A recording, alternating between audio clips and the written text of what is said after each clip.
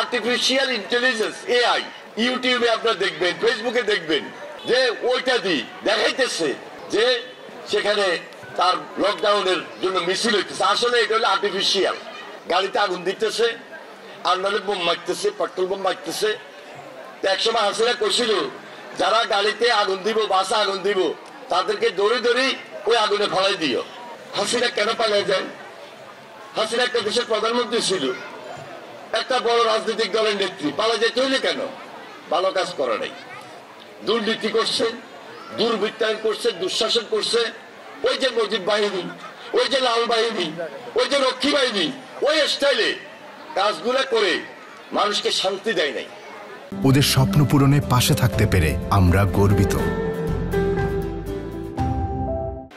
মানুষের অত্যাচার করেছে, মানুষের হামলা করেছে, মানুষকে গুম করেছে, খুন করেছে, লুটপাট করেছে, হাজার হাজার কোটি টাকা বিদেশে পাচার করে দিচ্ছে। যার কারণে হাসিনা জনশত্রুতে পরিণত হয়েছে, হাসিনা গ্রামের শত্রুতে পরিণত হয়েছে, হাসিনা দেশের শত্রুতে পরিণত হয়েছে। এইভাবে যখন দেখছে আর থাকা যায় না, আগে যদিও কইছে হাসিনা পালায় না, পরে পালাই গেছে নি, পালাই চলে গেছে। এখন পালাই চলে গেছে, আওয়ামী লীগের সবাই পালাই গেছে নি, হাসিনা শুধু তার আত্মীয় স্বজনকে বাইর করে দিছে আগে ভাগে। হাসিনার খালতো ভাই, স্বাস্থ্য ভাই, জ্যাঠাতো ভাই, ভুয়াতো বোন, স্বাস্থ্য বোন, খালতো বোন, কাকা, চাচা যারা আছে বেগুলে এমপি বানাইছে, মন্ত্রী বানাইছে, এখন টাকার বস্তা লই আগে ফাটাই দিছে, তোরা আগে বাস, আই তার মতো করে ফালাইয়েন। হ্যাঁ, সোরের মানুষ হিসাব তো হিসাবেই ছিল। এইভাবে হাসিনা তার আত্মীয় স্বজনকে পালাই বাইর করে দিচ্ছে, আওয়ামী লীগের সবাই পালাইতে পারে নাই। এরপরে অনেকে জেলে গেছে, এখনো দেশের বাইরে বসে ষড়যন্ত্র করতেছে। গতকালকে লকডাউন দিছে একটা। কেন লকডাউন দিছে? ওই যে হাসিনার বিচার শুরু হয়েছে, 17 তারিখে বিচারের রায় দিবে, গতকালকে রায় দিছে, এই জন্য লকডাউন দিছে। এখন লকডাউন দিছে, পাবলিক তো নাই, পাবলিক নাই, পাবলিক তো তার পক্ষে নাই, পাবলিক নামেও নাই। এখন একটা ওই যে আর্টিফিশিয়াল ইন্টেলিজেন্স এআই ইউটিউবে আপনারা দেখবেন, ফেসবুকে দেখবেন যে ওইটা দিয়ে দেখাইতেছে যে সেখানে তার লকডাউনের জন্য মিছিল হইতেছে। আসলে এটা হলো আর্টিফিশিয়াল, এটা প্রকৃত না, এটা বাস্তব না, এটা ভুয়া। এই আর্টিফিশিয়াল ইন্টেলিজেন্স দিয়ে, এআই দিয়ে মানুষকে দেখাইতেছে, তবে কিছু চোরাগত্তা হামলা করতেছে, এটা সত্য। গাড়িতে আগুন দিতেছে, আর নাহলে বোম মারতেছে, পেট্রোল বোম মারতেছে।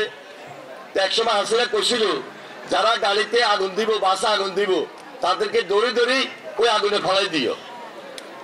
এখন 2018-তে যদি ভোটটা হইতো, এমপি হইতাম, আপনাদের ভোটে, আপনারা আমাকে এমপি বানিয়েছেন। 2024-এ যদি ভোটটা হইতো, এত অত্যাচার নির্যাতন সহ্য করার পর মানুষ আমাদেরকে নির্বাচিত করতো, কিন্তু সুযোগটা পাই নাই। এখন ফেব্রুয়ারি মাসে একটা সুযোগ আসছে, ভালো লোকটাকে বাছাই করে নিতে হবে। প্রকৃত রাজনীতিবিদকে আপনাকে বাছাই করে নিতে হবে, যিনি আপনাদের কথা বলে, আপনাদের পাশে থাকে, আপনাদের পাশে ছিল, তাকে বাছাই করে নিতে হবে। বিএনপির নাম ব্যবহার করে, বিএনপির পদ ব্যবহার করে কেউ যদি কোনো অপকর্ম করে, কেউ যদি কোনো ফায়দা নিতে চায়, ওই সুযোগ তারেক জিয়ার আমলে, খালেদা জিয়ার আমলে, বিএনপির আমলে হতে দেওয়া হবে না। ওই যে গণমানুষের মার্কা, গণমানুষের দল, ধানের শীষ, ধানের শীষকে নির্বাচিত করে নিয়ে আসতে হবে।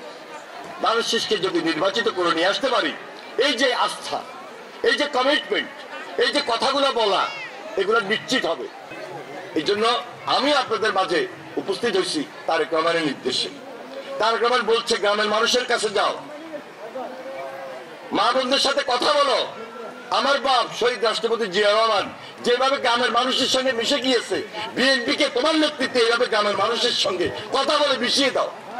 বিএনপিকে আবারও গণবান্ধব করো, বিএনপিকে আবারও জনবান্ধব করো, বিএনপিকে গ্রামের সাধারণ মানুষের কাছে নিয়ে যাও। এটা হলো তারেক রহমানের বক্তব্য, এটা হলো তারেক রহমানের সিদ্ধান্ত, খালেদা জিয়ার পরামর্শ।